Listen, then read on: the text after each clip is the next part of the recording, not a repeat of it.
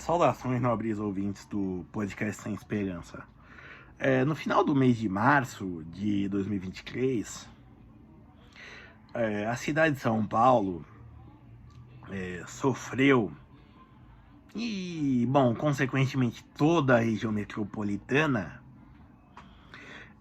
sofreu com uma greve dos metroviários, que durou praticamente 3 dias, certo? Bom, eu não vou entrar nos pormenores disso, isso daí tem documentação de ambas as partes, tanto de gente que é pró-microviários, quanto que é contra os que é pró-estado, assim, por aí vai. Porque isso daí já tem muito. Vou entrar em certas coisas que as pessoas vão além, para ir um pouco além, né? Primeiro, o seguinte. Uma coisa que se falaram é que as linhas de metrô privatizadas, que estão sob controle direto da iniciativa privada, elas não estavam paralisadas pela greve, né? Certo? Isso é verdade. Mas foi por causa da privatização? A resposta é não. É porque além dos 4,40, que é a passagem de metrô e de trem, diga-se passagem, elas recebem mais um subsídio que faz com que cada passageiro custe, que ela ganhe, na verdade, por passageiro, essas empresas, mais de R$ 10, tá? Esse valor de 4,40, diga-se de passagem, é o mesmo há mais de 5 anos. E se a gente pensar que sofremos de uma inflação crescente desde 2019, então assim, esses preços teriam de ser reajustados. Diga-se de passagem, eu já achei que quando o Rodrigo Garcia visse que no domingo do primeiro turno das eleições do ano passado, visse que ele não ia para o segundo, eu achei que na segunda-feira ele ia decretar o novo aumento. Tudo bem. Certo? Outra coisa. Os metroviários também, tem muita gente falando que os metroviários têm muitos direitos. Isso é verdade. Só que assim, a questão dos metroviários, e isso vale para outras categorias, como por exemplo a minha de professores, é que elas estão a cada dia diminuindo por aposentadorias, gente que pede exoneração e por aí vai. E quem está assumindo esses postos de trabalhos que ficam vagos são pessoas de empresas terceirizadas. E o mesmo vale para a CPTM. Então, assim, tirando apertar os botões para comandar os trens e os metrôs, uma parte da segurança e ficar na bilheteria ou controlando o acesso, o resto praticamente tudo está na mão de empresas terceirizadas. Tudo é privatizado já, de modo tácito, é claro. Além de ter linhas já da CPTM que também, por exemplo, estão na mão de empresas privadas, certo? Então, por isso, culpar os metroviários assim é um pouco injusto, certo? E outra coisa, assim, tem linhas do metrô que estão com obras paradas, com a inauguração atrasada, e essas empresas concessionárias querem receber o dinheiro referente que elas não... a bilhetagem que elas não deixaram de ganhar por causa da obra que atrasou, certo? Bom, então assim, a gente já vê que é um esquema só para ganhar dinheiro. E aí fica-se a pergunta, né? Por exemplo, todas as... não vou dizer todas, né? Acho que generalizar é quase impossível, né? Assim, a maioria das empresas de ônibus, pelo menos no estado de São Paulo, são privatizadas. São empresas privadas que têm concessão da prefeitura. E elas têm greve de funcionários também, de vez em quando. Tem lockouts, certo? Ou seja, o patrão fecha a porta, não deixa ninguém entrar e diz que os funcionários estão em greve, para pressionar aumento de passagem, e por aí vai. Certo? Então, assim, se digamos assim, o governo do estado de São Paulo não pagasse esse subsídio a mais para as empresas privatizadas, será que eles não iriam aderir à greve?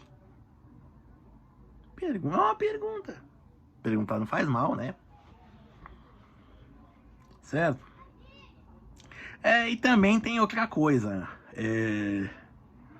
Se vocês querem ver o quanto a população está satisfeita com o serviço de metrôs e trens privatizados, dá uma olhada nas páginas do Twitter, do Instagram da Supervia, que administra os trens e metrôs do Rio de Janeiro.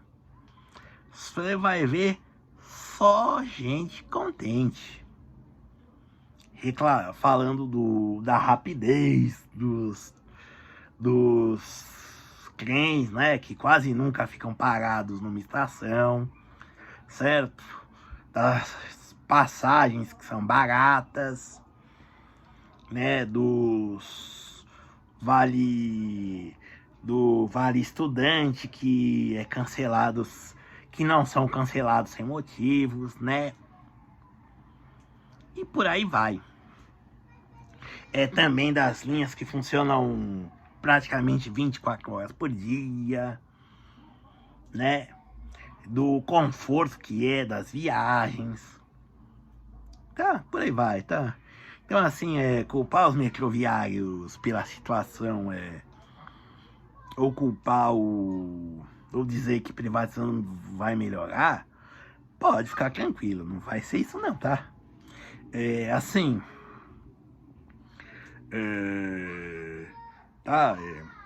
o que acontece é o seguinte, a categoria dos metroviários, como muitas outras no estado de São Paulo, que não teve aumento, ou teve um aumento de privada ao longo do tempo, que nem chegou a repor a inflação, e que quer um aumento real, certo?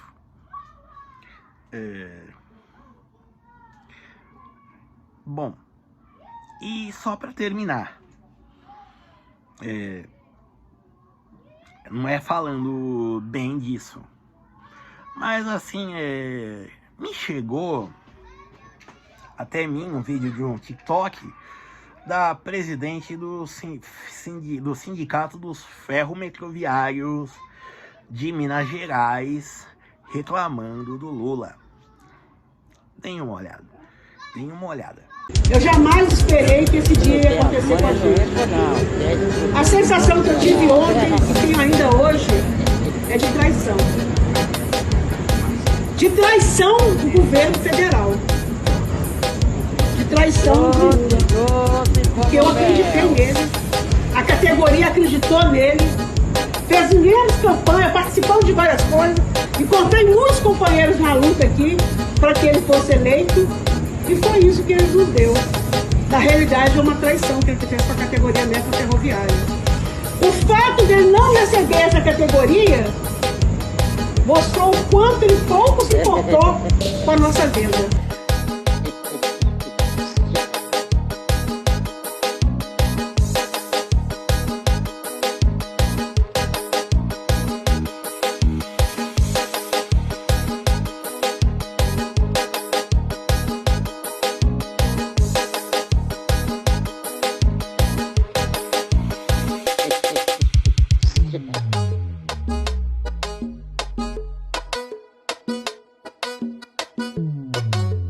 Não tem as manhas, não entra não. Tem a instrução de um profissional.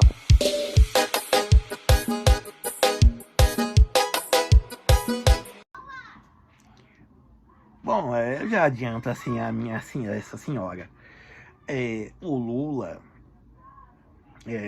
sempre foi um pelego, tá?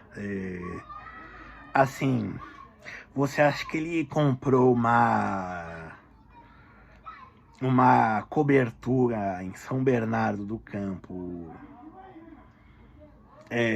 com salário de deputado, que foi o único cargo que ele exerceu antes de presidente, ou como torneiro mecânico com aposentadoria, né, já que ele foi um acidente? Ou você acha que foi negociando com o patrão, PDVs e por aí vai, e influenciando os trabalhadores, os metalúrgicos a aceitarem PDVs e outras coisas, né? Além de perdas de direitos, certo? Então, assim, eu sinto muito, mas o Lula, como representante dos trabalhadores, não é muito bom, tá? E assim, só uma coisa, é o seguinte, muita gente diz que isso é lenda, do Lula ser esse pelego. Não, não é verdade. Minha mãe, isso é uma memória de família, né? Uma história para nós. Minha mãe era ferroviária e já era fato conhecido nas regiões, nos sindicatos de São Bernardo, da região do ABC, o fato do Lula ser um pelego, certo? Mas como todo sindicato hoje é vendido aos interesses do governo e de si mesmo, então tá valendo. Também, né, a gente tem aquela coisa do sindicalista como um isso é uma mentalidade brasileira, né?